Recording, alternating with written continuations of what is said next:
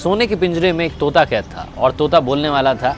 राजा जी के यहाँ पर यह प्रथा थी कि महीने में 2 बार कथा होती थी और कथा सुनाने के लिए जब भी पंडित जी आते, जब भी वो अध्याय खत्म करते तो हर अध्याय के आखिरी में कहते हरि मिले तो बंधन छूटे। और जैसे ही पंडित जी ये कहते तोता कहता पंडित झूठा है। और जैसे ही तोता ये कहता पंडित जी के लिए सिचुएशन अजीब हो जाती, हर बार एम्बैरेसिंग सिचुएशन हो जाती। 2-3 बार तो चल गया, लेकिन पंडित जी को लगा कि तोता मानने वाला नहीं।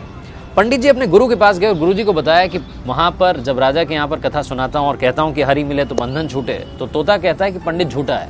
ये तोता पंडित झूठा है बार बार क्यों कहता है? तो गुरु जी ने कहा कि चलते हैं, चल करके तोते से बात करते हैं। गुरु जी पंडित जी के साथ में तोते के पास पहुंचे और तोते से पूछा कि भैया बात क्या है?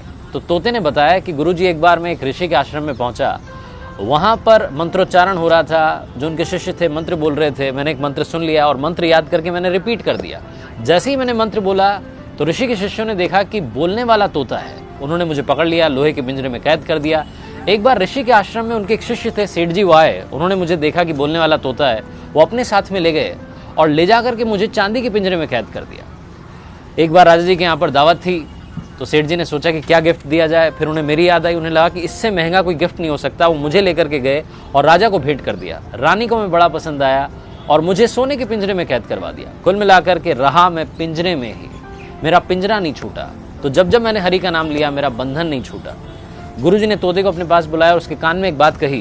गुरुजी पंडित जी को लेकर के वहाँ से चले गए। अगली सवेरे जब सुबह हुई तो राजा के सेवकों ने देखा कि पिंजरे में तोता मरा हुआ था, उल्टा पड़ा हुआ था। उन्हें बड़ी चिंता हुई और राजा को बुलाने गए। पिंजरे का गेट खोला और जैसे ही गेट खोला तोता उड़ गया और उड़ते उड़ते बोला गुरु मिले तो बंधन छूटे। इस लाइफ में सही गाइडेंस का होना बहुत ज़रूरी है। आप किससे सलाह ले रहे हैं बहुत ज़रूरी है।